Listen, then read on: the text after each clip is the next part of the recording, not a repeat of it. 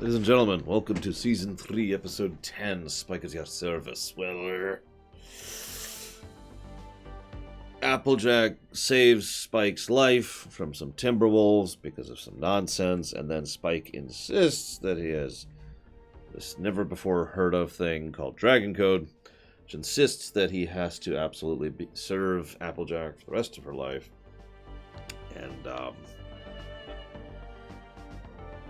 slapstick ensues.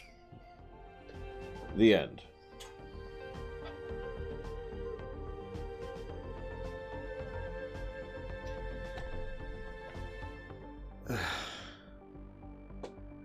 What's really bothering me so much, and the reason I have sighed twice now, is that I almost wish this episode was worse. It'd make it easier to dislike it. There's actually good elements to this episode. This is, I will say, probably the second worst episode I've seen so far. And this is definitely going to get the bottom of the barrel, the blue color, in my spreadsheet. But, yeah. Now, the funny thing here is, before we get moving... Hello, SA2K. Welcome to the Streaminations. Yeah, the rarity crush gets to go up. Yay. So Dave Polsky has written the only other blue episode I've ever given. That would be Over a Barrel. Spike at your service. Yeah. Here's the thing. So, give me just 1 second.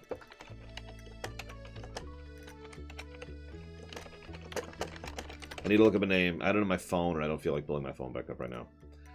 Meriwether Williams is the other person who wrote this episode. So yeah, this is definitely getting the blue rating, which is, yeah, I know that's not really the same as a lamentation status, but yeah, it's leaning in that direction. I don't know if this deserves a lamentation, as horrible as that sounds. I mean, it's not a good episode, but it's...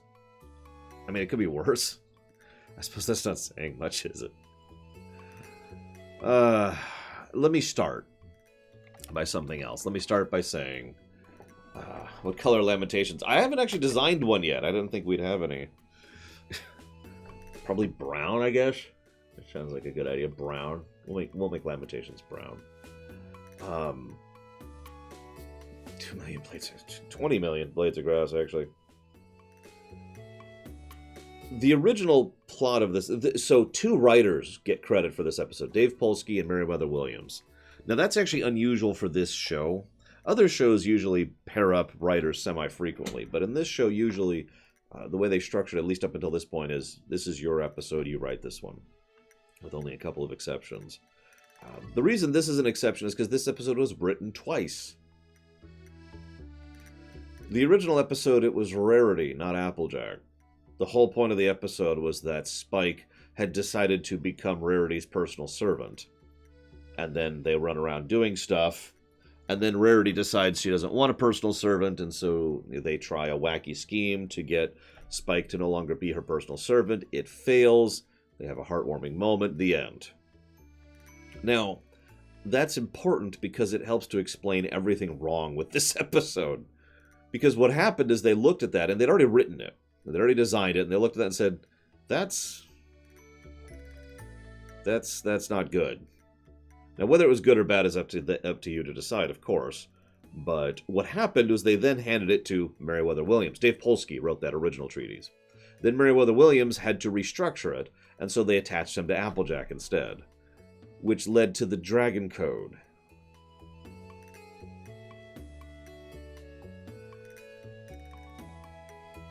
Now, allow me to go ahead and say personally, I've been thinking about this whole time through. I think I would have liked the original better if it was structured properly, which it may not have been. And a lot of the problems with this episode probably would have still been problems. The ridiculous slapstick comedy and the idiot ball, which I'll talk about later. But at the very least, I would have liked this idea. Remember, Season 3 is the season of wrapping up loose threads. And one of the loose threads is the crush between between Spike and Rarity. And the idea here is that Rarity would have taken advantage of this crush that she knows exists canonically by this point to use Spike, and then would have realized that that's wrong. And I'm kind of with that. Because I could see Rarity doing that. I could see her not really realizing that she's taking advantage of him. You know, not doing it consciously. And then just having that moment of, oh my god, what am I doing? And then trying to fix it, and now she's stuck with him. And then shenanigans. And that would have been a nice cap off of that particular thread, and would have kept with the overall theme of Season 3, and would have made a little bit more sense than a Dragon Code, which I don't know if it's ever brought up again. If it is, it's in the episodes I have not seen. So I also like the idea that, well, okay, I guess I'm done there. We do have to add a Rarity crush for this episode, unfortunately, because you know, you even look good while you're chewing, and also the original intent of the episode, but it's still there in the episode, so they still get a Rarity crush thing. Let me just start going through the episode linearly, and I'll talk about these points as we hit them. So, he has a long list of things to do. There's only 3 items on it. Ha ha. That actually makes perfect sense. As we've actually already seen prior to now, Spike, with the Aloysius episode, Spike literally thinks of his life, and yeah, Fluttershy's walking Winona. Spike literally thinks of his life as in servitude to Twilight. Like, that's his life. Now, we could argue whether that's a good thing or a bad thing, but the fact of the matter is that Lore Reloaded is this horrifically evil man who has decided to set tonight's thing at 6 rather than 7 because he's pure evil. Hopefully he actually looked at the document I sent him and didn't decide to put it off like he always does. I'm sorry, I'm just poking fun. Thank you very much, Other Lore. Very much appreciate the sub. I know you're not going to put that towards anything, so I'll do that later. No, he's not going to stay. He hates positivity. That's why he does YouTube videos for a living. That's why I don't do YouTube videos for a living. Anyways. No more subs. Stop subbing. Stop it. Thank you very much, Tastenhauer. Very much appreciate the sub, sir. Thank you. If you want to put that towards something for increasing priority, let me know.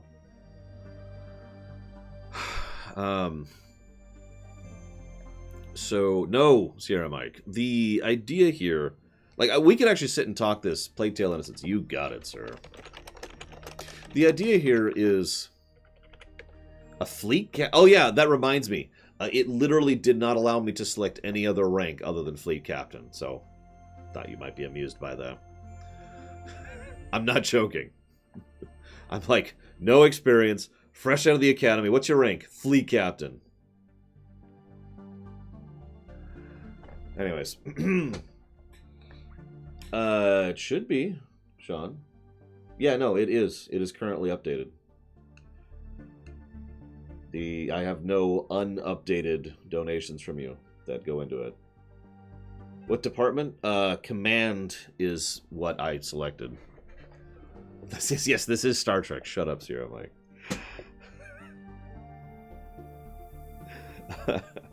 I mean, that kind of happened with Koik. And I have to say it like that way because that's not Kirk. Kirk was the youngest man to ever make captain. He didn't make captain literally days after leaving the academy. That's just stupid on every possible level. There's a whole episode of DS9 about how that's stupid.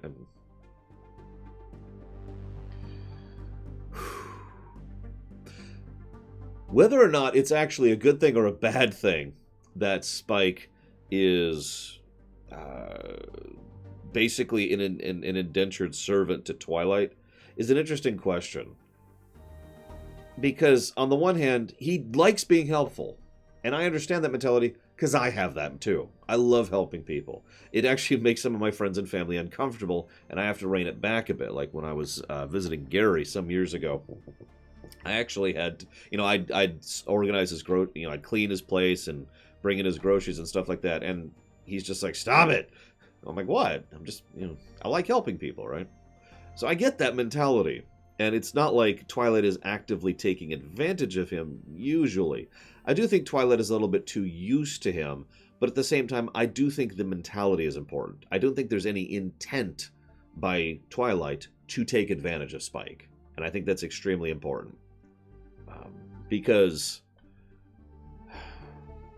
I sure hope not other lore, but as far as I'm aware, no, is the answer to your question. I haven't seen all the show, though. As for, so, like, there's a good bit at the end of the episode. It's one of the last things in the entire episode, where she's just squinting in the dark at the thing. And it would have been easy for her to be like, clop, clop.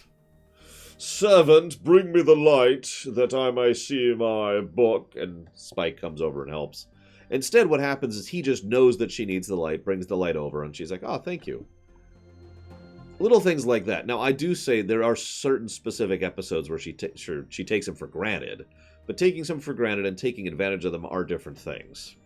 So, in short, it makes sense to me that Spike has this mentality of servitude, of helping, for lack of a better way to put it, and being helpful. In fact, it makes so much sense that that's part of why the rest of the episode bothers me so much.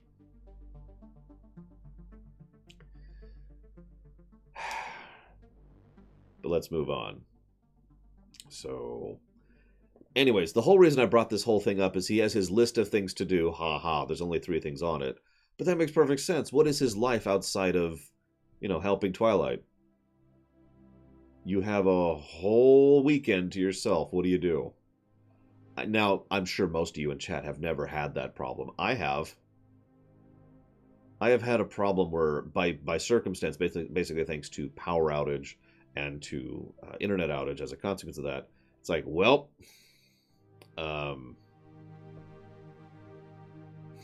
what do I do? Because I can't get it. Like, all of my thoughts were, well, I could work on, oh. Well, I could work on, oh. Well, I could work on, oh. Well, I could get, no. Like, I couldn't come up with anything to do because all of my thoughts were of things I needed to get work on.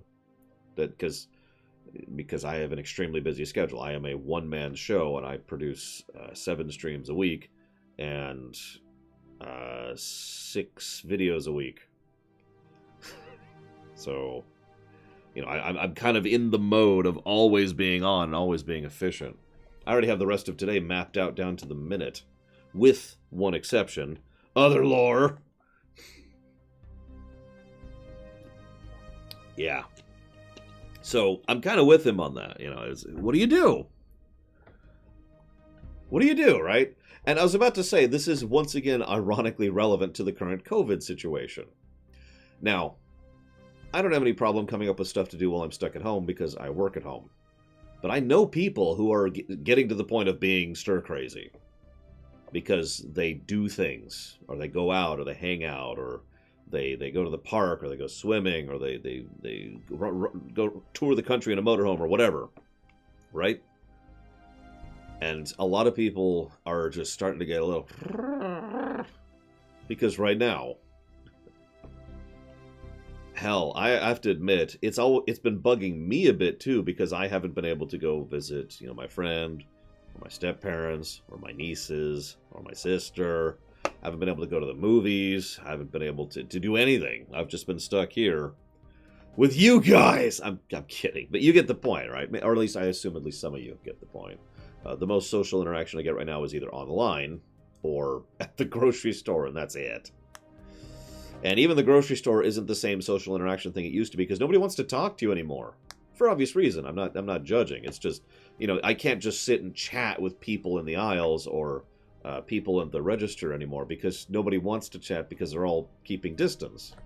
And all the chats kind of sound kind of like this, and it's a little bit difficult to talk when we're trying to get a sanitize there. And then, for some reason, he decides to drop the section of the city on top of another section of the city, and it just doesn't really work, right?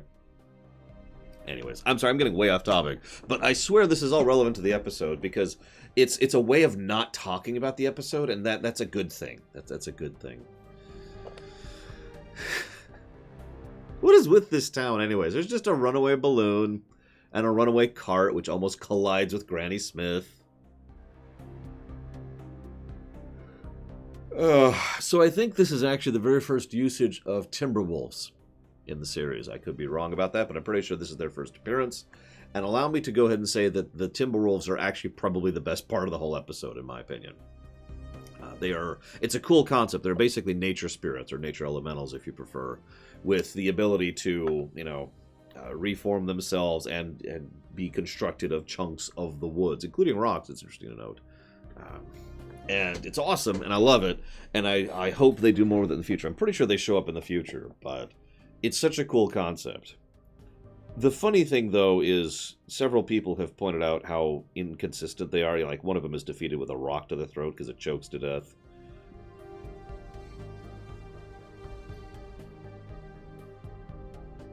Oh, you're right. Were they in the Zap Apple Jam episode, though? Because they mentioned the wolves were howling, but I don't think they actually showed up in that episode. I don't remember. So I'm wrong either way. You're right, because they showed up briefly. So sorry. This is the first episode that actually shows what the Timberwolves are and actually discusses them a bit and showcases them. So forgive me. Because I actually did forget about that. What I do like about the Timberwolves, though, is they're basically glass cannons, which makes a lot of sense for a nature spirit. You know, most elementals in most fiction tend to be glass cannons. Very powerful, but if you happen to have whatever it is they're weak to, they're done, right? So, same kind of idea here. In fact, I'm pretty sure the Timberwolves will be very weak to fire while we're on the subject. And, of course, the fact that they can reform is just a cool concept. And I don't have much more to add. I just think the Timberwolves are cool, and I hope they do more with them in the future. The Timberwolves do officially, formally, no really, codify the idea that Everfree Forest is not the realistic forest, you know, the forest that operates under real-life rules. It was an idea that was only posited back in Season 1, and it's basically been abandoned since then, but I just thought I'd show my work. So, Spike is saved by Applejack. Cool scene, actually. And then he owes her his life due to a dragon code. Now, as I've already mentioned, this came out of nowhere because it was invented out of nowhere. It was like, okay, it can't be rarity. I have an idea. And this is what Merriweather came up with. You think Spike made that up on the spot. How do you explain the little card, though? Now, as much as I hate to point this out, because I don't like this episode, it does actually make sense that after Dragon Quest, which was a decent episode, he wanted a way to not be like them. And so he came up with this dragon code thing, and there's some tenets in it, and he follows them, and yada yada yada. So that does make sense. I will give whoever came up with that idea some degree of credence. I wish there could have been like one throwaway line, which would have kind of helped smooth it over. You know, it literally just, you know, ever since my visit to the Dragonlands. And then that's it. That's all he has to say. One tiny little thing, and it would have helped to solidify what we're theorizing on the matter, because this is pure theory. But yeah, it is very Spike to come up with an overly romantic chivalric code. That's just kind of the mentality that he has. So as much as I don't like the Dragon Code, it does make sense in universe. So this also helps to explain another problem, because his life has been saved several times by several ponies, and he's never had any issues with that whatsoever. It's only now that this comes up, so okay, whatever. So, for some reason, yeah, I remember that act, with the Diamond Dogs. For some reason, Spike is simultaneously incredibly competent and clumsy as hell. This is probably the moment where the episode actually starts to lose me. Like, as I was watching this, up to this point, it was just like, yeah, okay, sure. Yeah, no, it's not that bad. Which is funny, because there's several Lamentations I've gone through over in the Star Trek stuff where I'm like, this isn't as bad as I remember. And then it hits a certain point, and it's just like, oh. Right, she's having sex with a ghost. Yeah. Spike knows how to bake. Now, I want to give evidence for this, because I like to do that. Spike has unusual taste buds, right? He eats gems, obviously. But if you remember, even when, way back in Season 1, Applejack, while she was very dizzy and tired with Pinkie Pie, made some really gross muffins that Spike actually enjoyed. So, and that's not the only example of that, I'm just giving evidence. So it's entirely possible Spike's taste buds work differently.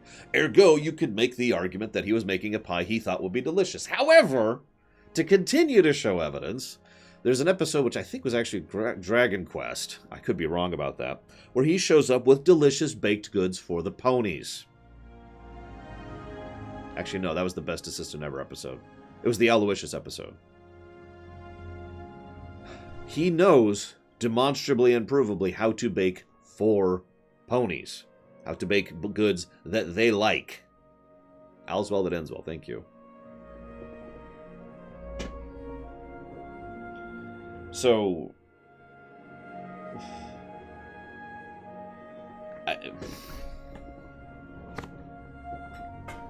I'm just saying, he knows how to bake. Now, shut up, Lord Harriman.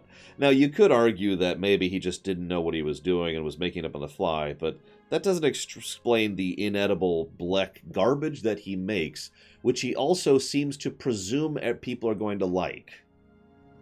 So that's two elements that make me think, no, this is just straight up idiot ball. He can bake, demonstrably. He knows that ponies' tastes are different than his, and he somehow seems to assume that this awfulness is something that they're going to like. No, I don't buy it. I'm sorry. I'm willing to be pretty tolerant and understanding when it comes to TV, but I do not buy that. That could be act. Yeah, he also had Granny Smith and AJ who were helping him bake a pie. Speaking of which, let's see here. So he knocks over the eggs, which is various levels of stupid just by itself. They're like, hey, go get those eggs. And then he knocks them over. Because clumsy? There's a lot of clumsy cringe humor here. No problem, I'll clean it up. So then he grabs the mop and gets it through the flour, which he then uses it into the ceiling. And we've kind of started getting past the point of ridiculousness here. Like, even in the first scene, we're already at the point where I'm just going, oh, come on. Now, the reason I bring this up is that some people seem to have thought that I'm against slapstick humor or ridiculous humor. To be clear, no, I'm not. But what I am against is character assassination. If you remember, one of the reasons I disliked the rodeo episode with Pinkie Pie was because a lot of her hijinks were, in my opinion, out of character. You can be ridiculous and silly and slapstick and still be in character. In fact, this very episode legitimately makes me laugh later on the episode by doing exactly that. What Spike is doing here is out of character, in my opinion. I feel like I have given my evidence for this. If you don't agree, that's entirely valid, and several people have brought up several good points in chat. But I'm sorry. For me, this is character assassination. This is Spike grabbing the idiot ball and being a moron while at the same time being incredibly competent. Like stacking the rocks. He's no problem with that. Three Stooges.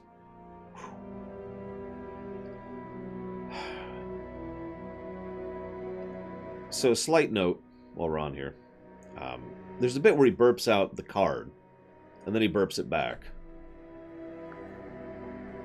It's when SA2K subscribed to me via Twitch, which is awesome. Thank you very, very much. Very much appreciate, sir and or madam. Thank you. Much obliged. Now, I don't know if you know this, but you can put that towards funding a future run if you'd like to. There's a whole list on loreorder.com/vault if you'd like to see that. Either way, thank you very, very much for the sub. Yeah, by the way, this counts as a counter, not a continuity counter. Sorry. This absolutely counts. Assassination, character assassination is one of the hallmarks of counter continuity. So abso-friggin-lutely. But I do want to talk about the card thing. Because it's the first time the show has demonstrably shown that Spike can do that separate from Celestia. Up until now, it's always been the letters going to or from Celestia. It's not actually off, Mr. Ed. I can still hear it. It's just substantially quieter. It's at 3% volume. Oh yeah, I agree. Anyway, so he comes it out, which implies that this is an ability he specifically has. I don't know if the show is ever going to cover this, but it makes me interested because I'm pretty sure no other dragon ever demonstrates something even close to this ability. The only thing magical that another dragon will show that is separate from typical magic, you know, endurance and flight and whatever, is the ability to command other dragons by virtue of having the scepter. it makes me wonder if there's something interesting or separate about him that either was enchanted upon him or is regarding his birth, or just otherwise makes him separate from other dragons. Unfortunately, since I have nothing else to speculate on right now, all I can do is speculate in a vacuum, but it's interesting to think about. It might also help to explain why Celestia had this egg, and why he ended up connecting with Twilight so much. Moving on. So, he comes back, so he goes to Twilight, and he says, "Hey, Twilight, you know, are you okay with me leaving you forever?"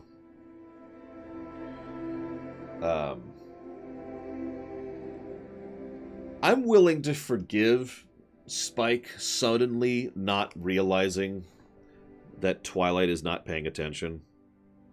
I'm willing to forgive that. Twilight's completely in the zone. He should theoretically know that, but I know what that feels like to assume someone's listening to you, and then they say something that's very hurtful, and then later on they're wondering what's going on because they weren't paying attention. I've actually been there myself.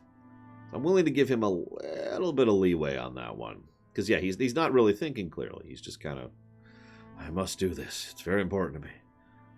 It's going to be, it's okay. It's going to be a thing. It's okay.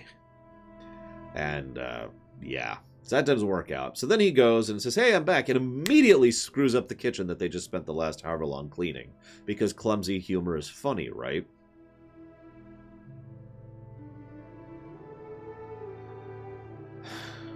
So then they make the gray pie that I mentioned earlier. Now, I've already given my evidence and talks about that. I have several notes about that specifically. But yeah, he makes the gray pie because he's a bad cook. Isn't that funny?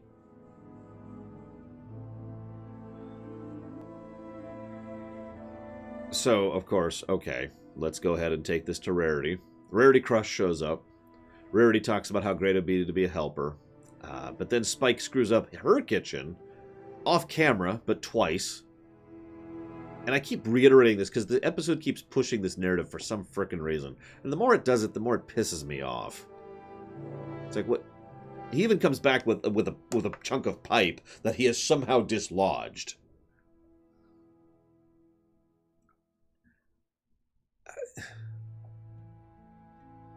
And he gets a broom to help fix up the bubble thing. Like, yeah, apparently, when I was young, I went into a back alley and a kitchen killed my parents. And I became kitchen man. No, I do apologize. I am probably being more harsh on this than I should be. But it actively aggravates me. That's why this is a blue episode. It's just, what? So then Rainbow comes in. She says something that I actually like. "I'm working on my unfinished novel. It's about a young Pegasus who's the best flyer in Equestria and becomes captain of the Wonderbolts."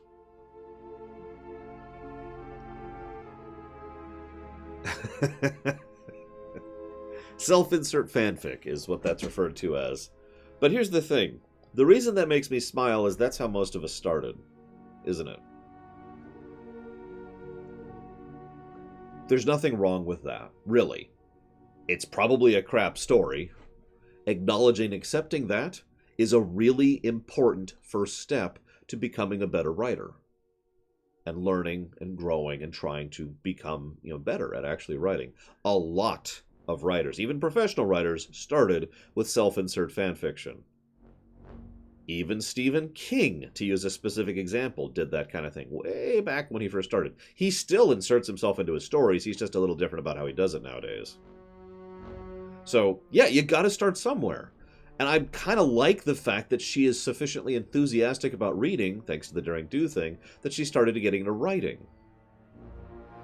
Like, that just kind of makes me smile. And that's why I like that little moment. And as someone pointed out, Savicom points out, I believe you, Act. It makes sense that that the three are getting closer. That there's enough interactions between them that they're still on that path to actually being real friends that I've talked about several times. So, she comes up with this big idea. Got it, stack the rocks. So naturally, he successfully stacks the rocks without issue or problem. Despite being so clumsy, he can't walk into a kitchen for 5 seconds without immediately ruining it. I hate to point out such an inconsistency, but honestly, this is the episode we're given. Then comes a scene which just is just, okay, I get it. At this point, you're running out of jokes episode. Because what happens next... No, it's not SA2, okay. How do you want that pronounced, by the way? Like, I can say SA2K, that's not really a problem. But I want to make sure I'm saying it right. Anywho. Shut up, Turth Tyrant. Just like, okay, cool. Making sure I'm doing it right. Anyways, but if you wonder I'm looking over, that's where I have chat. I've got chat up on that monitor. Anywho. So, it's like I can help you scratch your back, and I can help you think of things. I can remember your favorite song, or I can help you remember to breathe. And it's like, okay, yeah, I get it, writer. You have officially run out of ideas, and you're padding out the runtime until you get to the next actual event, which is the wacky plan. So first they have Spike go count the layers of grass, or excuse me, blades of grass, which...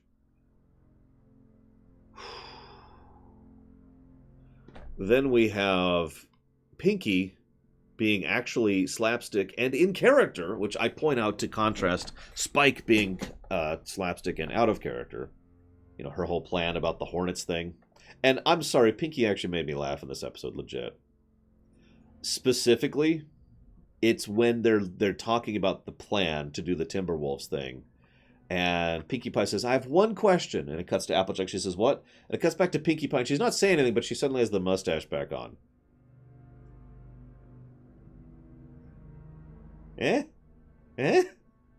That got me. That actually made me laugh. Then, I have to admit, the episode continued to make me laugh. The fake Timberwolf attack is hysterical. Yeah, I know, right? I say 2K. But the fake, Applejack, who is, of course, a terrible actress, makes perfect sense, right? Of course, she would be awful at acting. Then Rarity comes out, and, like, immediately falls to her knees. No, we're so doomed. There's Timberwolves. And she's just completely hamming it up. And then Pinkie Pie is going by, yay, and she's like all happy and bouncing because she's having so much fun pretending to be fleeing in terror. Whee! Ah, help, help. And then we cut to, AJ walks over and then puts her foot down. Oh no, I am stuck. Whatever shall I do? And then we got the fake Timberwolf kind of comes up, just the whole thing, right? The whole sequence was actually great, and it pisses me off because it would be so easy to label this episode a lamentation if not for that scene. It's probably the only thing that's making me even debate not giving this a lamentation label. And yeah, Fluttershy, of course, being out of sight while going... Rainbow Dash being the roar, and enjoying the whole thing. Pranks, etc. Then the Timberwolves actually attack. They freak out. And then they regrow into this mega Timberwolf. I don't agree with that, Hive King. I'm sorry. And this is why right here. This looks awful to me. I should put another background behind me, though. I've been thinking about doing that. In fact, I think I already have that set up to go. Yeah, there. We'll put that for right now. Anyways, I'm totally in my room with my back, my things here. So yeah, it's Super Timberwolf shows up, and Spike, of course, defeats it with a single rock. Which, okay, I'm not even gonna get into that. Let's just move on. And then they're like, "All right, can we just stop this, Spike?" And Spike's like, "Okay." What? That's it? That's all it took? That...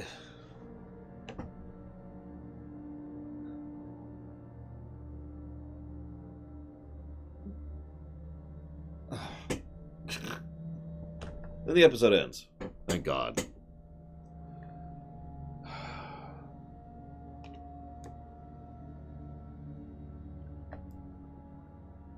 You know what this episode actually reminds me of? Legit.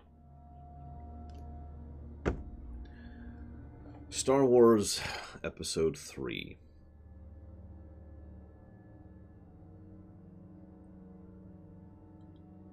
Now, if you're not getting the reference, Star Wars Episode 3 is a movie I enjoy, legit. I really do. There's a lot of really good stuff there. But the problem is it's really good interspersed with moments of face-palming stupid. And so it's hard to really judge that film because it's basically a roller coaster of quality. And I'm reminded of that in this episode because the moments where this episode is good is actually great. Like I said, it legitimately made me laugh. And the episodes where it's not, well, it didn't exactly make me laugh is probably the simplest way to put that.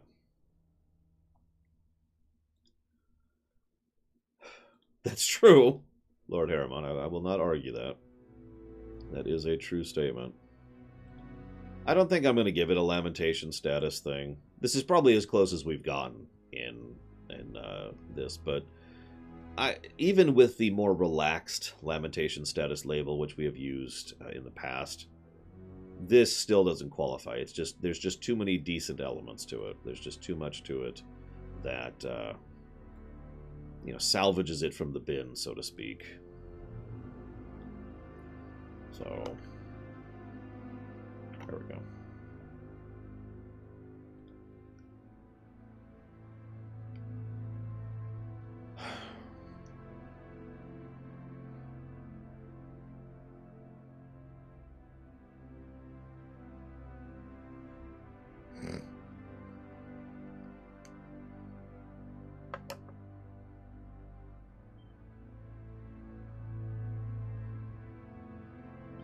Really, Ect? That's funny. I'd probably put Endgame above Revenge of the Sith, but that's just me. Endgame, at least, was entirely open and overt about what it is. Despite the problems it has. We'll talk about those. I think that episode comes out Christmas?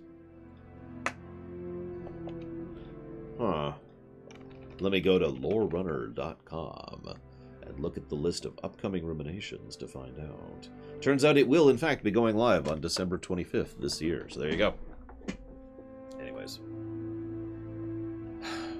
Yeah, no. This episode sucks. I think we can agree with that. This episode absolutely gets a blue label, which is the worst label I've given. And that makes 2 episodes so far that I have given the blue label to. Both of them by Dave Polsky, at least originally. Interesting to think about. I'm going to go ahead and chop off the local recording.